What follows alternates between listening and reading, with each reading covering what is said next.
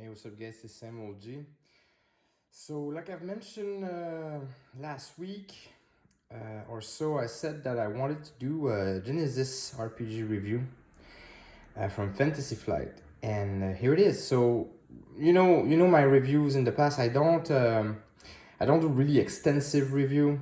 I think a review is not the good word. It might better be like me sharing my experience with the game, so I don't go into lots of details about the specific of the game. I just give my 2 cents about it.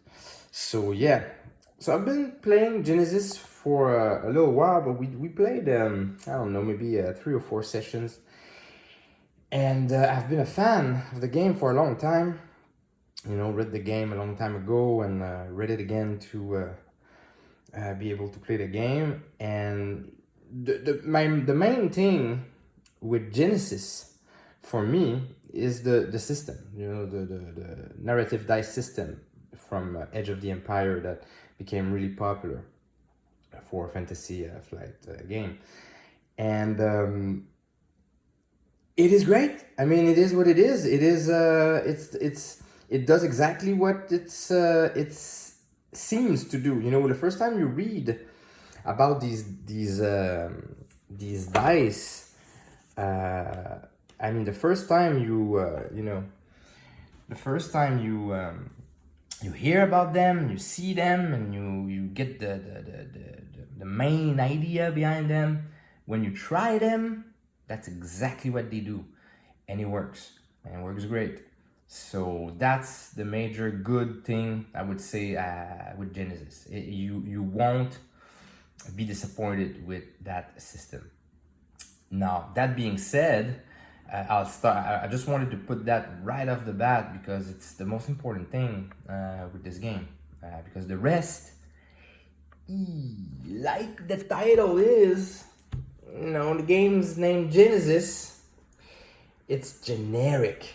The damn thing is really, really, really generic.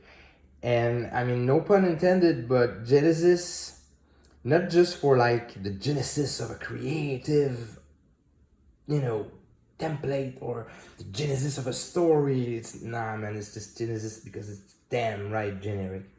So I'm gonna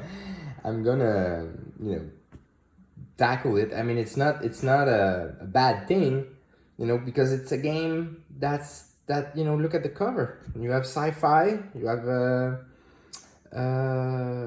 steampunk kind of thing, you have medieval fantasy. So yeah, that's what you have. Cyberpunk, everything is there, so you can do really what you want with it. So that's a good thing. But let's see. So first thing, let's look at the product. So the product is, I don't know. I don't know. I would say good quality.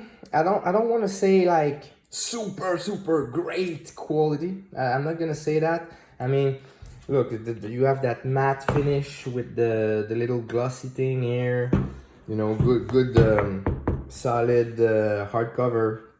So it's good quality, but there's nothing fancy about it. It's really the really basic average core book you get, from D&D 5th or Pathfinder or, all these, the glossy paper, good quality paper. I mean, it is what it is. You can see with the glare, it is exactly what you think it is. It's generic, right? It is really generic. The writing, generic, no flavor in the writing. So some people like it when it's when there's no the art is generic. I mean, it's not like I'm gonna go through my window with that kind of art. I'm not gonna find it like really crazy good. I mean, it's really generic. All right, even the layout design, you see that 1,000 times. So that's good, and that's meh at the same time. So the good part is that reading this is easy. It's familiar to you. You've seen that kind of book before. You've seen that kind of layout before. You've seen that kind of art before. You've seen that kind of writing before. All right, so check this out. As your characters play through their adventures, they learn from their successes and mistakes in order to better themselves in preparation for even greater challenges. Experience represents the primary means by which you customize your characters. Each PC starts with a beginning pool of blah blah blah. It's that, you know, generic. So that's great because it's straight to the point. So when you want to learn something, it's easy. You don't have to go through you know, Vincent Baker's commentary or Luke Crane dark humor, you know, so you don't have to go through that kind of stuff from the writer, the designers. So for some people that's great. For some other people, I mean, it's just boring. You know, I remember when the first time I encountered you know, the writing of Crane or Baker, for example, I was reading the book like I was reading the core rules like I was reading some literature or something. It's not that good, but it's a bad example. But I mean, I was reading it because it was funny to read. It was interesting. It was I had a smile on my face when I was reading that. You know, when I was reading this, it was homework. All right, so that's the difference. Okay, so another thing with Genesys. Now, yes, it is for me. And, you know, I think it's probably the best generic system out there. Some people really like GURPS and all that. I understand. It's not the same generation at all. And GURPS is not generic.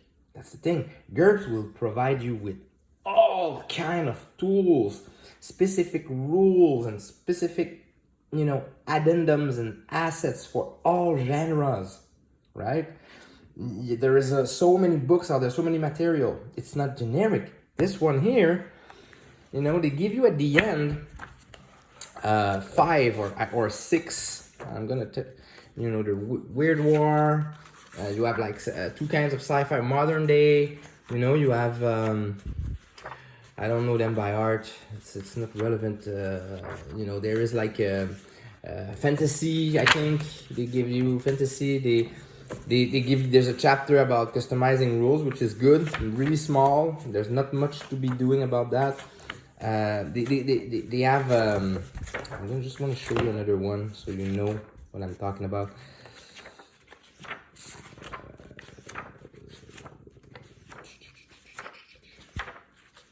Come on, settings, fantasy, yeah, modern war, weird war, modern day. You have soap opera. Yeah, soap opera is there. You have you don't have steampunk. You don't have ninjas. You don't have pirates. You have a generic science fiction. You know, and stuff like that. You know, soap opera is coming. Not soap opera, space opera. I'm sorry. Yeah, you know, you see. So you have a few pages that gives you a couple like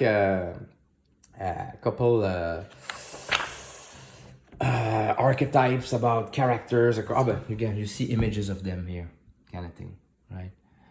You they show you a little bit of you know, what they mean by that, and so they give you a few tools here and there, but they don't expand on it, and it's just a few pages with really generic writing about it. So it's not, I mean, you're not gonna get inspired. It's not, if you're looking for inspiration, you're not. It is really like I really like I hate the dude, what's his name, I don't remember his name. There's a old grognard who's really annoying. He's making reviews, Kurt Gobbles or Geek something, I don't remember. Anyway, he did a review about Genesys. Dude is one of the most annoying guy I have the pleasure to listen to.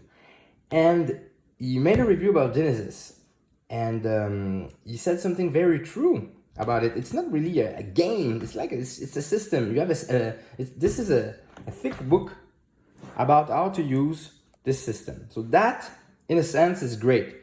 Don't go there for inspiration. Don't go there for aesthetic. Don't go there for anything like that, because you're just gonna get a few basics to go along with the system. All right, so just to give you an example, Ivan Mike, oh, here's the character sheet. Now that I'm that I see it. This one is for the setting. This is the setting character sheet. So they provide you with a sheet to help the group organize the setting. I think I'm going to show you the character sheet if I can find it in the end. It's usually in the end, right? If the book is well laid out.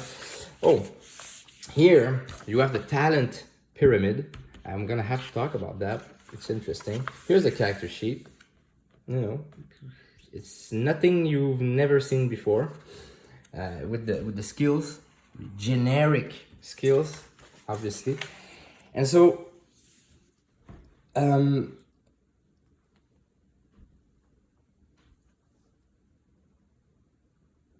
what I want to say is, yeah. So Ivan Mike, he mentioned something, and I remember when the first time I got the book and I started to read it. I was looking for what he was saying. Here's a your average table of weapons, right? So you have like stuff like assault rifle, heavy pistol, hunting rifle, light pistol, machine gun, all that. Give you the skills, and they give you like the range and crits and encumbrance, the kind of stuff you need to use these equipment. Now that's all they give you. So what is really generic with this game, and you see that before, it's nothing new, but for me sometimes it's kind of like a pet peeve, is that, okay, so let's say I want to create a gun. Let's say I want to have a gun in a game that is not here. I kind of have to put it in this category and just skin it. So it's like, okay, so I have this special equipment that I'd like for it not to be a heavy rifle. But since I don't have nothing to tell me how special my equipment is, I need to put that in the heavy pistol category, just change the name. And so sometimes you are in a setting and the book doesn't provide you anything about that kind of gear. So what you need to do, you need to go into the Weird War setting, even though you're not playing the Weird War setting, and find kind of like an equivalent. So you look at the stats of the gear and say, that pretty much look like a DO rifle. So let's call it, I don't know, you are playing cowboys, right? So you're playing cowboys, and you are playing the cowboy setting, and you want like one of those machine gun that you turn the rotor, go like that. And so you need to go into the book, find something that kind of looks like that, change the name, call it the real name you want for your cowboy setting, and then there you go. There is something. So for some people, they don't care, right? But for me, sometimes this kind of gets me out of the game. We talked about tone and genre this week, right? And sometimes when, Eloy mentioned like the idea of the PowerPoint in the Star Trek game. And it's kind of like the same thing for me here. It's like, I know mechanically that I'm not using a DO rifle. I know mechanically that I'm not using an assault rifle. So when I find this specific weapon, I would love the game to give me some specifics about that, so it feels special, so it feels like that. This game might fall short really often about that, so they don't. So that's the only thing. I mean, it's like they give you the game is written and presented to you with a lot of generic stuff intended for you to make up your own. Now, it's okay, no problem about that. Some people are great at it, some people really like that, but it kind of gives you the idea of the limit of the game. All right, so that's one thing I wanted to talk about. Now, I want to talk about the talent, because the talent is cool in this game. That system is interesting. It's really nice.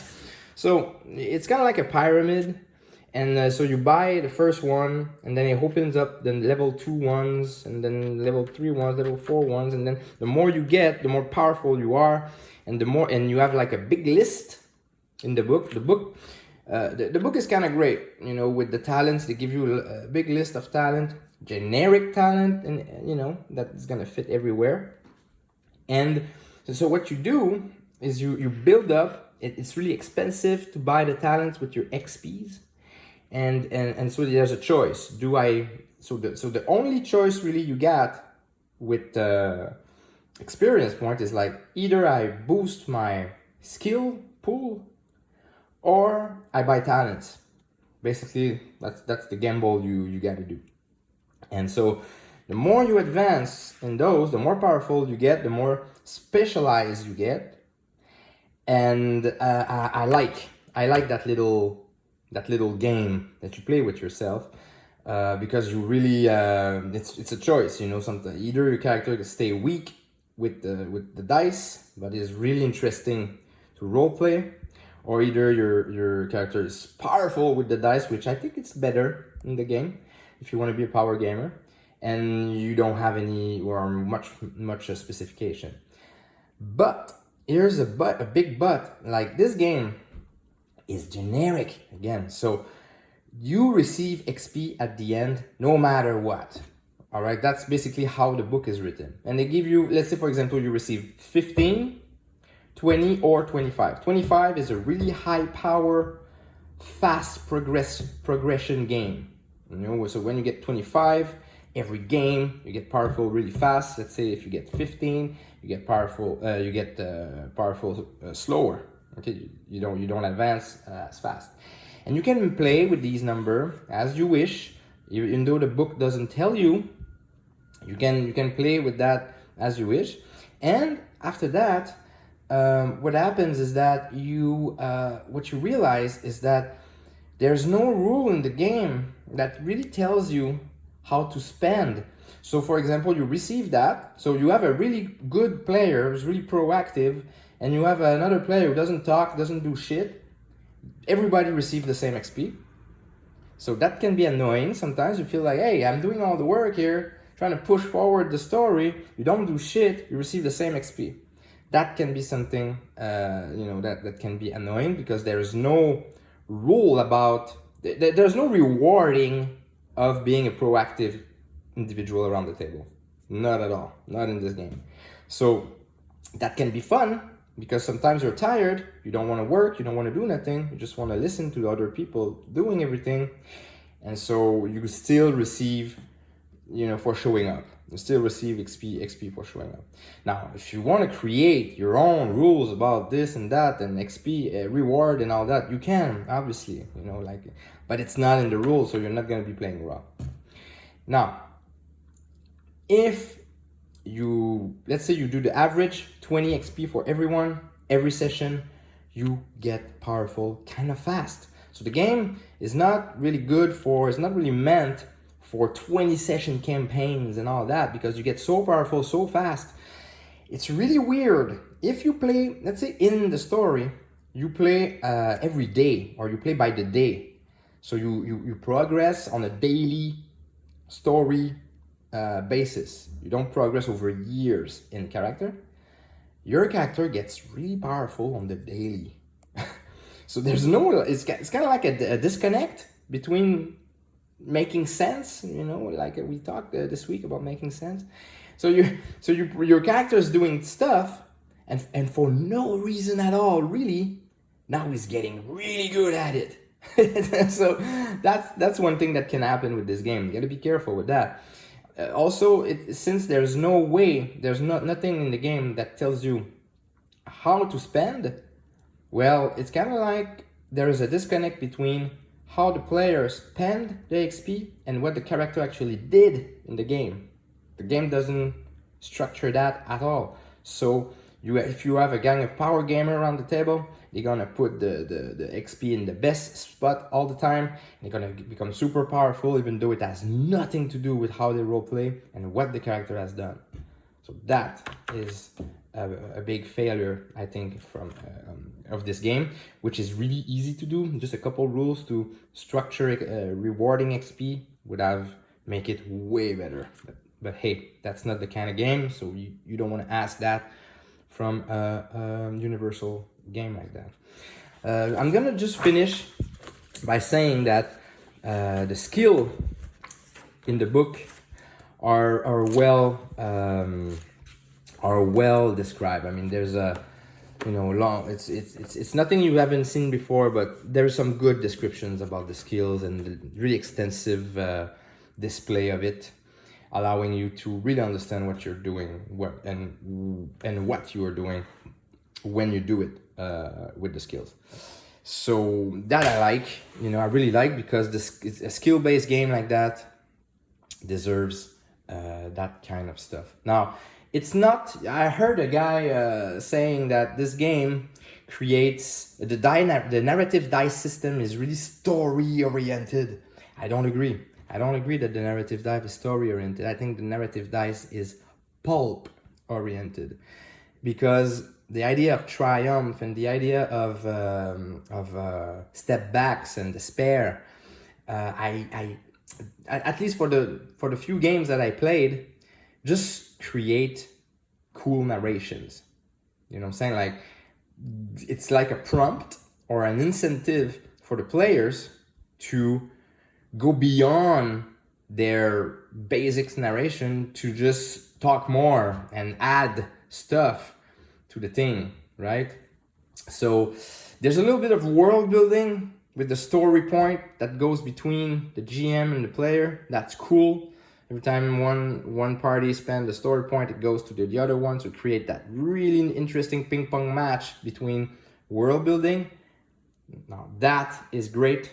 That is a big plus for this game. Really simple stuff, really simple device, world building device. But the dice for me is just for flashy stuff. You know, when you get a triumph, you do flashy stuff. When you get a despair, the GM gets to do flashy stuff on you. Creates consequences a little bit. But I mean, most of the time, the way I see it, at least maybe because we haven't played a lot of social encounter yet, or we haven't played a lot of, it's really, for me, it's like a pulpy, action-oriented kind of game. It's going to give you that kind of stuff, you know, more than a narrative, you know, character-driven experience. Just because of the nature of the dice, like the way the book described, you know, how you describe, the way the book tells you what the symbol does and how to implement it at the table, for me, it seems more like a pulpy device. Yes, it's narrative, like in the sense of you get to describe, you know, triumph, or the GM gets to describe despair, or step back, or advantages. But sometimes it's just like fluff. It's just fluff. Sometimes, depending if how tight your table is, of being really good to implement these advantages. And when you have like 3 advantage and 1 step back, and you're in the middle of the action, you just narrate cool shit happening, right? And then it feels like, oh, I got my advantage, but at the same time, sometimes it feels like yes or no, even though you have that. So I think you need a little get used to, in a really willing group that spend time thinking about these step backs and advantage and triumph and despair, because otherwise it's kind of like just fluff, and you don't want that, because I think this game deserves more than that. Anyway, that's my my take on it. I like it a lot. I think it's probably the best generic universal game out there. I recommend for everybody. It's too expensive though. You will need a lot of those dice sets. I know there's an app on the phone that is less expensive, but you cannot, you know, initiate people or introduce people to the hobby without them having the dice. So it's kind of like annoying for that reason. The book is like, I think it's $10 too expensive, but that's something you see all around the hobby. So that's okay. If you have money, you know, you're just gonna do it. But I think it's a little bit annoying for that reason, because it's kind of like expensive because of the dice, and because of just the price of the core book in and of itself. All right, thank you for watching, and let me know what you guys think.